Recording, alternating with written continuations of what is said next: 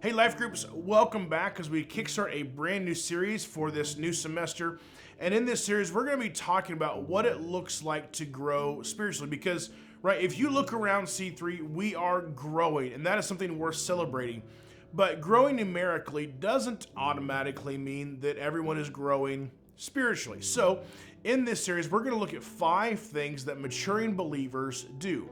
And this week, we talked about one of the clearest signs of spiritual maturity, and that is putting others first.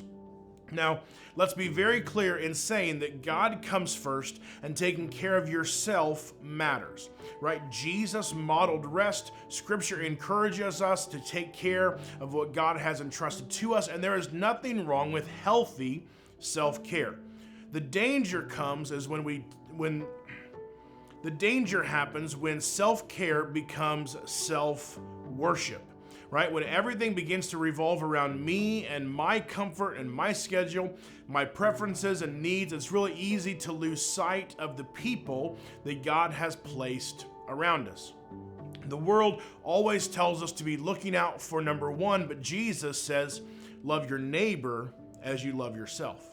And in Luke chapter 10, we see a perfect example of this when someone asked Jesus what it looks like to live out the heart of God. And Jesus responded with the story that we know as the Good Samaritan, that a man was beaten and robbed and left on the side of the road, left for dead, and a priest sees him, but crosses the road and ignores him. A Levite sees him and does the exact same thing, but then a Samaritan comes along, someone who culturally and religiously would have been considered an outsider, but he sees the man's need, he stops, he gives him sympathy, he gives him time, and he gives him resources, all in an effort to make him whole again. And he doesn't just notice the need, he does something about it. And that is the challenge for you and for me, to go and do likewise, just as Jesus said.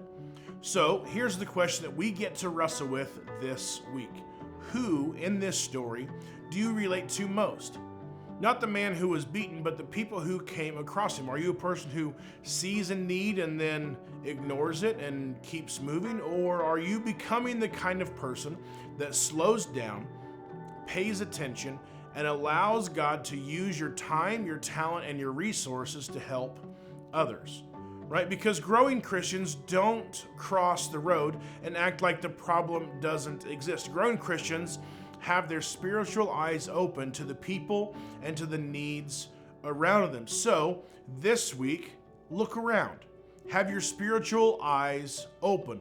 Someone needs your sympathy, someone needs your time, and someone may even need the resources that God has entrusted to you.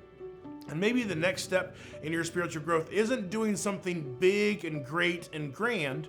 Maybe it's simply noticing someone God has put in your path and choosing to stop. And may we, just like Jesus said, go and do likewise. Enjoy your discussion today.